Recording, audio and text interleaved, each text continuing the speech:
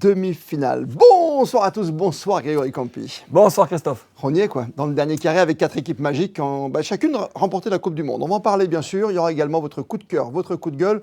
On a plein de choses à dire, il y aura même une petite question piège aujourd'hui dans les experts du foot sur Monaco Info. Si la France doit craindre quelqu'un, c'est nous. Qui a dit ça? Lamine Yamal. Ben oui, votre copain, l'Espagnol. Il a raison ou pas? Alors il a raison, mais lui il m'inquiète un peu quand même. Vous savez pourquoi? Allez. Parce qu'il n'a pas été bon jusqu'à maintenant. Ah ben il monte en puissance, il était blessé avant. Pour l'instant, il n'a pas été bon, ce qui fait que la France pour moi est favori, plus que on n'a pas vu encore Lamine Yamal et Rodri, ancien Ballon d'Or. Oui. On les a pas vus du mondial. Je trouve sévère, je trouve qu'ils montent en puissance tous les deux. Alors ils montent sur une tranquillement compétition en en puissance. plus. Hein. Oui, mais des joueurs de ce calibre-là, on n'attend pas sur une compétition comme la Coupe du Monde qui monte en puissance. On les attend dès le premier match, comme a fait Kylian, comme a fait Dembélé, comme a fait tous ces joueurs-là. Vous êtes super sévère, coach. Non, je suis inquiet, c'est différent. Oui, vous êtes inquiet parce que si la dernière fois, en quart de finale, je l'ai trouvé assez bon quand même, Yamal. Oui. Tu sais que ça passe par là, quoi. Puis nos défenseurs, nos latéraux, c'est peut-être là-haut depuis le début, on en parle de nos latéraux qui a peut-être une petite faiblesse quelque Il part. va y avoir un beau défi, une belle bagarre entre Digne et Lamine Yamal. Ça va être sympa. Et de l'autre côté, le Barcelonais, Jules Koundé, il a du boulot aussi, hein, c'est ça? Oui, non, mais l'Espagne reste une très belle équipe, mais j'ai pas encore vu l'Espagne comme on connaît l'Espagne. C'est ce qui m'inquiète un petit peu. J'espère que la France ne va pas les prendre à la légère, parce que ça reste quand même une des plus grandes nations du football. Je sais très bien qu'ils ne vont pas les prendre à la légère, mais il ne faudrait pas qu'ils se réveillent sur ce match-là. Enfin, vous êtes compétiteur, vous vous souvenez quand même de ce qui s'est passé les 2 matchs d'avant. L'Espagne a gagné à chaque fois. Ouais. Donc, à mon avis, les joueurs, Mbappé en premier avec sa saison Coussa au Real, il n'a pas envie de rentrer en Espagne, vous voyez ce que je veux dire? Non, je pense que Kylian Mbappé a une grosse envie de remettre l'église au milieu du village. Ça, c'est sûr et certain. Maintenant, ça va être un beau match. Ça va être un match très ouvert. Je pense que la France va avoir quand même le monopole du ballon tout le long du match. Même si ça fait retourner les Espagnols. Hein. Oui, ça va se jouer clairement dans les deux surfaces. Vous me parlez plus du milieu de terrain. Moi, je pense vraiment qu'il va falloir qu'on soit très, très, très pertinent dans notre surface de réparation défensivement, où il va falloir vraiment adopter les bonnes attitudes, parce que les Espagnols sont très bas sur les appuis, très vifs, très remuants. Ouais. C'est là où, dans la surface, ça va être compliqué. Quand vous voyez Pedri Rodri face à Tchouaméni Rabiot... C'est pas pareil. Allez, oui, je veux dire, vous avez raison. Tchouaméni, vous savez déjà que c'est Tchouaméni qui va démarrer. Non, mais on ne change pas une équipe qui gagne. Mais non, là, donc on remet, d'accord, on ne met pas Tchouaméni. Non, mais Tchouaméni, c'est le vice-capitaine. Il revient, on l'a laissé un petit peu au repos, il était sur le banc. Vous pensez que... Alors là, pour le coup, Koné monte en puissance. Ouais. Parce que là, ça fait 2 matchs qu'il est avec l'équipe de France, qu'il est titulaire, qui fait pour moi 2 très bons matchs. C'est quelqu'un qui ose, il ose frapper, il met le pied. Pour moi, ça serait une erreur de remettre Tchouaméni et de faire sortir Koné. Mais ça, c'est une vraie confrontation, c'est une finale avant l'heure. C'est pas parce que je suis français que je vais dire ça de base, mais on est tous supporters français, on ne va pas faire des coqs non plus. Mais là, c'est le vrai match, quoi. Et sur un match comme ça, Tchouaméni, Rabiot, c'est... Tchouaméni, Rabiot, pour moi, c'est les 2 milieux de l'équipe de France titulaires indiscutables. Maintenant, encore une fois, il y a le problème du rythme. Et Tchouaméni, ça fait 2 matchs, ça fait 10 jours maintenant. C'est pas mal. Qui ne joue pas. Et là, on parle d'un niveau, c'est pas la Liga, là. C'est pas la Ligue 1, c'est pas la Bundesliga, c'est une demi-finale de Coupe du Monde. Mais c'est comme l'interrogation pour le côté, j'allais dire presque gauche, parce que même s'il permet beaucoup dans nos 4 fantastiques, c'est Doué ou Barcola. On a vu un match où c'est Barcola qui débute, et Doué qui rentre et qui fait la différence. On a vu l'autre jour Doué qui va se battre. Est-ce qu'on a plus besoin d'un Doué qui est pour certains, ça va vous plaire, un game changer? Un joueur qui change et qui apporte... Ouais, j'aime pas trop ce terme. Impact player, qu'est-ce que vous aimez? Non, à l'époque, c'était super sub. Super sub, substitute. Il y avait un joueur à Manchester United. Solskjaer. Exactement. Dès qu'il rentrait... Et nous, en France, c'est Dorasso. Voilà. Dès qu'il rentrait, il marquait. Mais en fait, il s'est contenté de ça. C'était le super sub. Et Ferguson le faisait rentrer uniquement sur les fins de match. Ouais, là, la différence, c'est que c'est ou l'un ou l'autre, quoi. Oui. Barcola, Doué. Pour moi, les deux me vont. Les deux me vont. Il n'y a aucune mauvaise concurrence entre les deux. C'est ça que Didier Deschamps arrive à faire et c'est exceptionnel. Que ça soit, alors Doué va nous apporter plus de petits appuis, de percussions et côté Neymar. Et Barcola plus de profondeur et de grandes enjambées. Là, c'est le coach et son staff qui décide. Voilà, c'est ce que vous faites vous en tant que capitaine, en tant que coach. Oui. Et puis ce qui va faire la différence que nous on voit pas, c'est l'aspect fraîcheur physique. Alors franchement, par rapport à ce qu'on a connu auparavant. Il n'y a quasiment pas de blessés. On avait que Saliba avait un peu mal au dos. Il y a Tchouaméni qui a une alerte. Honnêtement, Thuram qui était plutôt mal foutu, on va dire entre guillemets. Oui, mais vous posez la question entre Doué et Barcola. Ah oui. Seul le par rapport aux joueurs. C'est qui est le mieux et le plus à même à démarrer le match. Parce qu'honnêtement, c'est ce qu'on a vu. Peut-être que Barcola a été malade hier soir, peut-être que Doué a une... Voilà, on verra, quoi qu'il en soit, que ce soit Barcola ou Doué, les deux vont être performants. C'est ce qu'on a vu en revanche sur l'ensemble de l'équipe, je voulais dire, c'est que ça rigole et que ça a l'air d'aller physiquement pour tout le monde. Hein. Franchement, ça fait du bien de voir cette équipe être ensemble, passer des bons moments ensemble. On voit des petites images exceptionnelles dans la salle de soins, dans la salle de restaurant. Et ça fait gagner, ça fait gagner des compétitions. On a beaucoup parlé du milieu de terrain avec un Rodri, Pedri d'un côté, peut-être Tchouaméni ou Koné avec Rabiot. Les 4 fantastiques, on n'en parle plus chez nous. Ça va fonctionner. Il y en a toujours un qui est un peu mieux, un peu moins bien. Ça devrait passer sur les 4 de devant.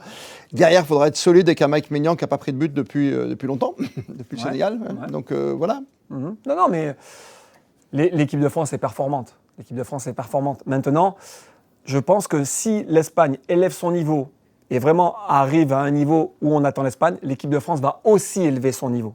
Pour moi, l'équipe de France peut se faire avoir si l'Espagne joue un non-football, et dans ces cas-là, ça peut nous desservir. Mais si l'Espagne est au niveau, je reste persuadé que l'équipe de France élèvera ce fameux niveau et battra l'Espagne. Avec un grand Kylian Mbappé, parce qu'on va terminer là-dessus sur les Bleus, on ne va pas faire cocorico à l'avance, on a 4 fantastiques devant, mais on a un joueur d'exception qui a déjà marqué 8 buts dans cette Coupe du Monde, qui en a marqué 64 avec les Bleus. Messi est à 21 buts et qui est en demi-finale lui aussi. Sur l'ensemble des compétitions de Coupe du Monde, Kylian y cherche le record aussi, il a 20 buts. Déjà à son âge, parce qu'il lui resterait au moins une Coupe du Monde à disputer, il peut devancer tout le monde. Hein. Ça, c'est important. C'est exceptionnel.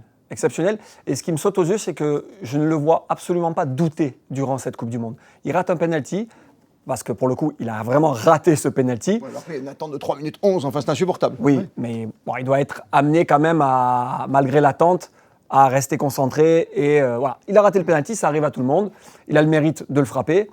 Mais derrière, on ne le voit pas douter. C'est ce qui fait qu'on a vraiment un très très grand joueur dans cette équipe de France. Il marque, oui. Et pour moi, je le dis depuis le début, il ne sera pas loin du record de Juste Fontaine.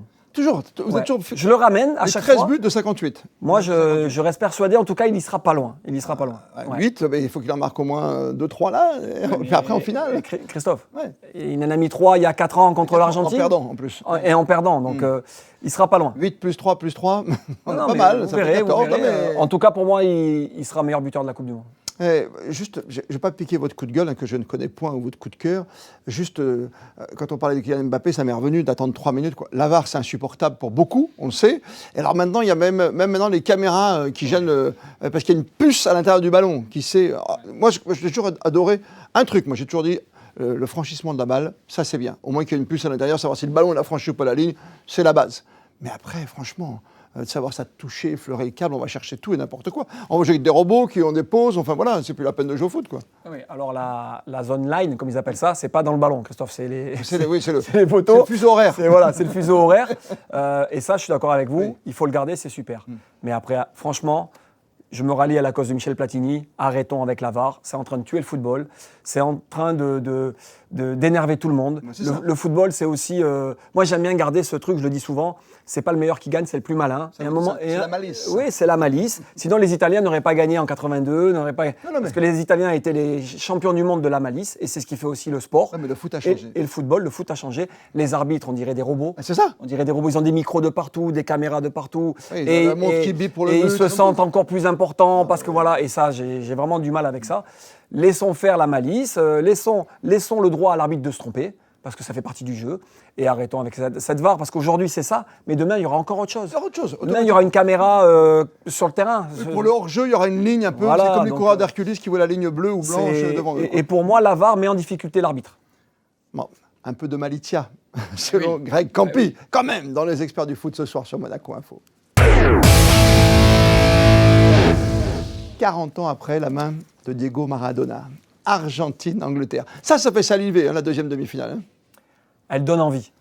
Elle donne envie. Et vous savez, Christophe, je ne sais pas si vous le savez, mais je vais vous donner l'info, mais en tant que bon journaliste que vous êtes... Je sens le piège arriver. Mais allez-y, faites-vous plaisir, mon Greg. Lionel Messi n'a jamais joué contre l'Angleterre. Oui, c'est vrai. Ben oui, parce qu'avant... Ça va être son premier match. Parce qu'il était tout jeune. Et qui est le président de Lionel Messi? Le président de Lionel Messi? Ouais, en club. En club aujourd'hui, c'est David Beckham. C'est joli. L'histoire, elle est belle. Oui, l'histoire, elle est incroyable.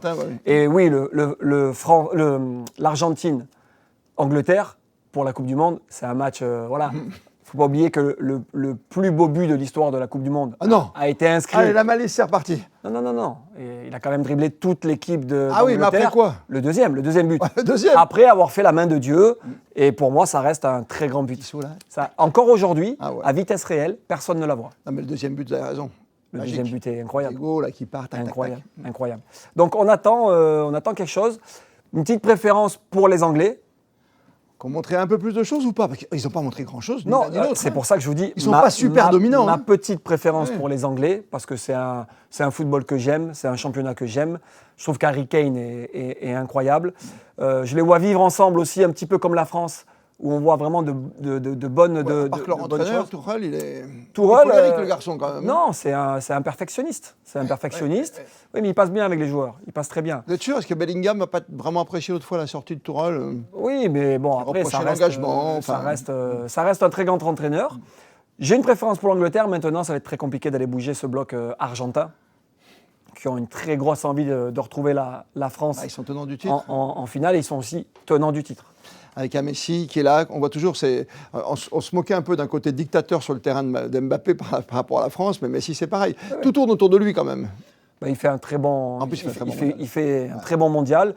Et comme disait Diego Simeone, le dernier match où ils étaient malmenés, il dit tant que Léo Messi est sur le terrain, je reste confiant. Et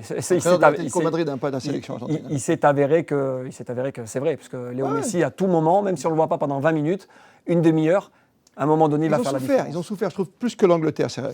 Oui. Après, ça peut jouer à la chanson aussi. Les plus belles chansons. Ouais. Mais parce que c'est incroyable. Les Anglais, c'est magnifique. Ouais. Non. Quand Bellingham il marque 2 buts, que tout le monde, son prénom c'est Jude, donc tout le monde chante. Hey Jude, c'est beau, hein? C'est magnifique. Puis à la fin, c'est Oasis, voilà. Non, c'est une belle nation de football. Les supporters sont là, l'Argentine, pareil. Non, c'est 2 très belles demi-finales. On a eu une longue discussion dans les experts du foot avec Greg Campi ou dans la fine équipe. C'est vrai qu'on dit toujours attention, il ne faut pas que les meilleurs se rencontrent avant. Et c'était fait par la FIFA finalement, puisque les 4 meilleurs sont là et que de toute façon la France ne pouvait pas jouer l'Argentine, sauf si tu termines 2e ou 3e. Mais en terminant premier de son groupe, tu savais qu'on ne pouvait pas s'affronter. C'est clair, mais j'ai toujours pas compris votre raisonnement. Vous n'allez pas me refaire là parce qu'on ne va pas le... ça va être compliqué. Non mais ça correspond bien, mais il ne faut pas que tu termines 2e ou 3e de groupe, c'est ça que je veux dire. Oui, non, ça c'est sûr. Voilà, aujourd'hui ils ont fini premier. Tout le monde se retrouve en demi. Dans la formule, on va faire très court là-dessus, c'est qu'au début, tu as des matchs, je ne dis pas que c'est du cirque, mais bon, Curaçao, Haïti, tu n'as même pas l'Italie. Si tu veux, ça me gêne un petit peu. Pour arriver à des 16e de finale où tu fais un match et tu t'en vas, quoi.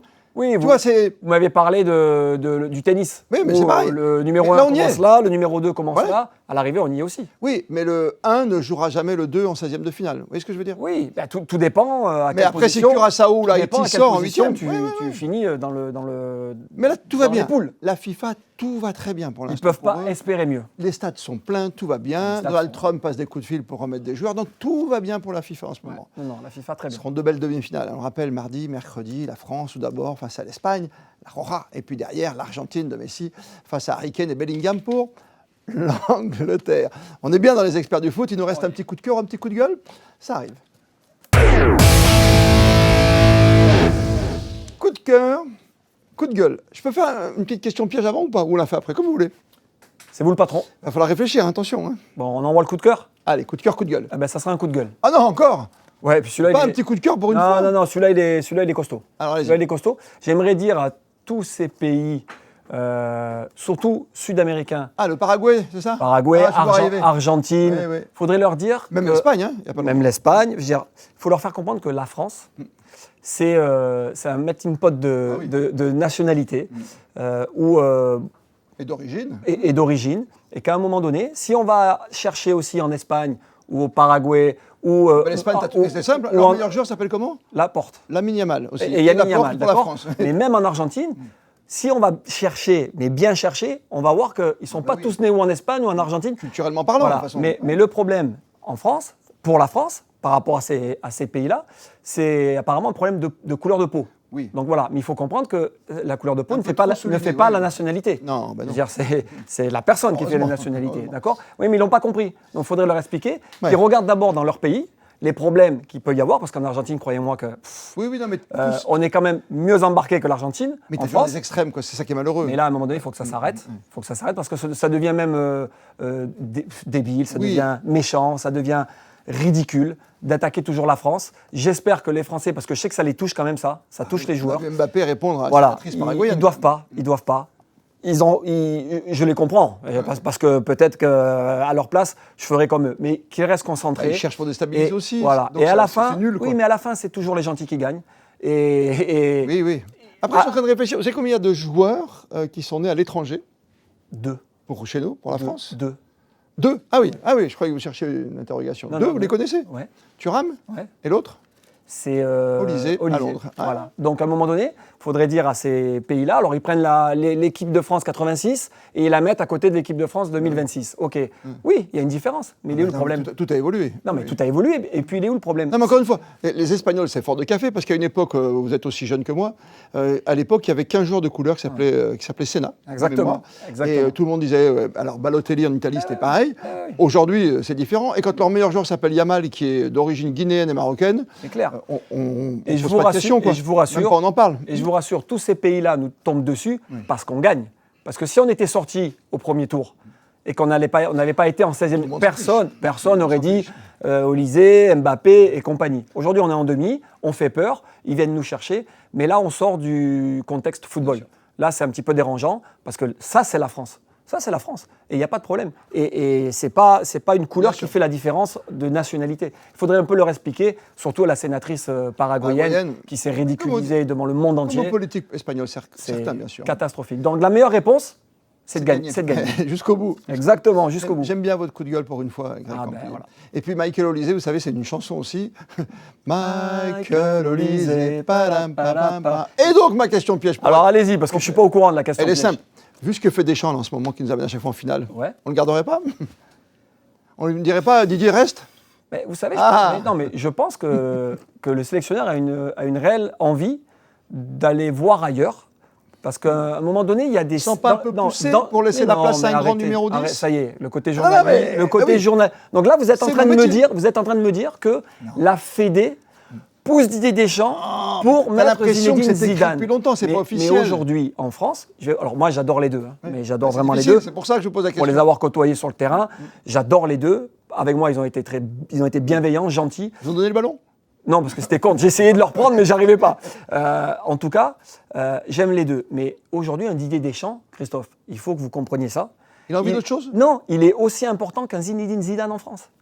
Tout le monde dit Zidane. Non, oui, bien sûr, mais j'ai pas de doute là-dessus. Ben oui, mais pourquoi? Non, mais s'il nous ramène la Coupe du Monde, non, mais vous me dites, on a l'impression qu'on le pousse. Mais qui le pousse? Il y a 2 ans, quand on perd contre l'Espagne, par exemple, tout le monde dit, ça serait bien, certains de mes confrères disent, bon, maintenant laisse la place à Zizou. Mais ça, c'est normal, vous les journalistes, parce que dès que vous pouvez vous mettre un petit truc sous les chicots, vous allez les chercher. Il n'y a pas de problème. Mais aujourd'hui, un Didier Deschamps est tout aussi important que Zinedine Zidane.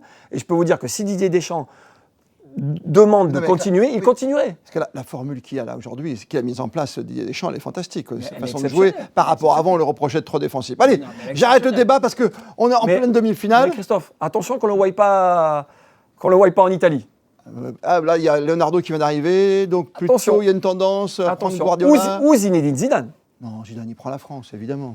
On verra. Il sera très bien comme ça. Oui, non, mais Deschamps a envie de faire autre chose et c'est très en tout cas, que Didier reste ou que Zizou arrive. Ouais. Tout me va. On est gâtés. Tout me va, vraiment. Mais bon match demain soir, 21h. Mais bon match, Christophe, un petit pronostic? Petit pronostic, je ne vais pas dire autre chose que la France. Oui, d'accord, mais le score, parce que vu que depuis le début du championnat du monde, vous ne m'avez pas donné un seul résultat. Il n'y aura même pas de prolongation. Ouais, ok, mais mouillez-vous un petit peu. 2-1. 3-2. On n'est pas loin. Allez, on est bon. On s'appelle après, on fait un débrief? Toujours. Les experts du foot, c'est sur Monaco Info.